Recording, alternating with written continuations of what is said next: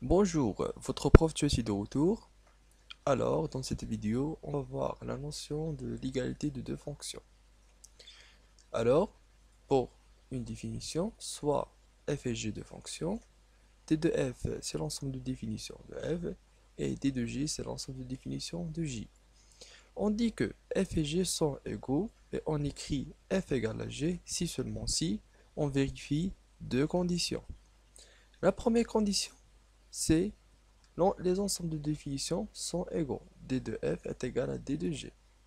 La deuxième condition, c'est pour tout élément appartenant à D de f ou bien à D de g, parce que on a déjà vérifié que D de f est égal à D de g, f de x est égal à g de x. Alors, si on vérifie ces deux conditions, on peut dire tout simplement que les deux fonctions sont égaux. Alors, on passe maintenant pour un exemple. Soit les deux fonctions f de x est égal à racine x carré et g de x est égal à la valeur absolue de x. On commence déjà par trouver leurs ensembles de définitions, parce que la définition de deux fonctions égaux, c'est premièrement de trouver les ensembles de définitions et vérifier s'ils sont égaux, et puis de vérifier que pour n'importe quel x appartenant à l'ensemble de définitions, f de x est égal à g de x. C'est pour cela qu'on commence par trouver les ensembles de définitions et euh, chercher est-ce qu'ils sont égaux ou non.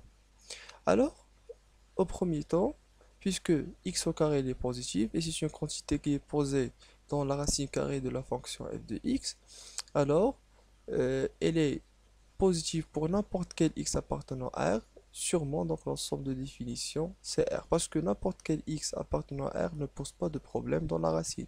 Parce qu'on a déjà le carré, donc si on a des x qui sont négatifs, le carré les rend positifs et l'ensemble de définition de S c'est R tout entier. Donc l'ensemble de définition de la fonction f c'est R. Alors pour la fonction g de x, c'est une fonction valeur, c'est la fonction de la valeur absolue. Alors et on sait que la fonction de la valeur absolue, son ensemble de définition c'est R, donc d de g est égal à R.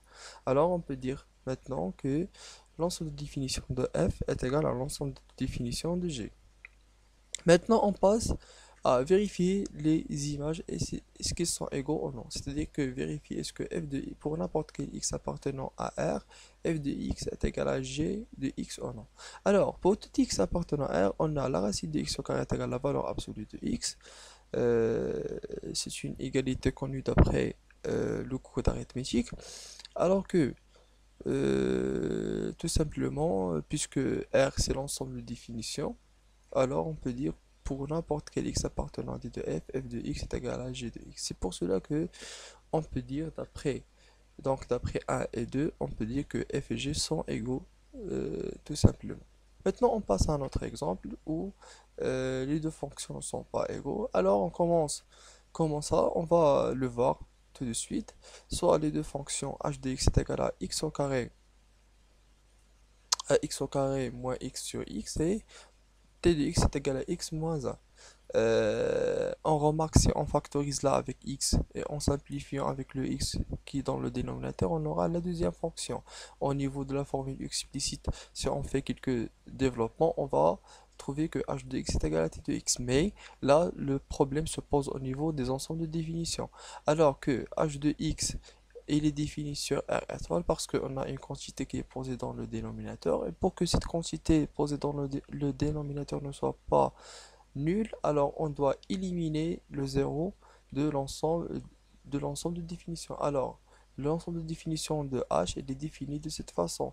Les x appartenant à R, tel que x il est différent de zéro.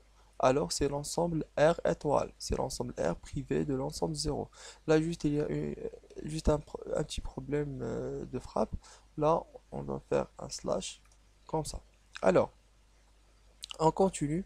On cherche maintenant l'ensemble de définition de t de x. On sait que t de x est une fonction polynomiale. Donc, puisque c'est une fonction polynomiale, il est défini sur R tout entier parce que n'importe quel x remplacé, n'importe quel réel remplacé par x ici, ça pose pas de problème.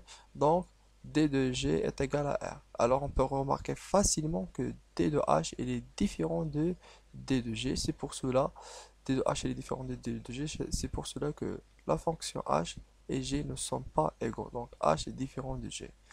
Alors, je vous remercie pour votre attention. On se verra dans la prochaine vidéo. Merci.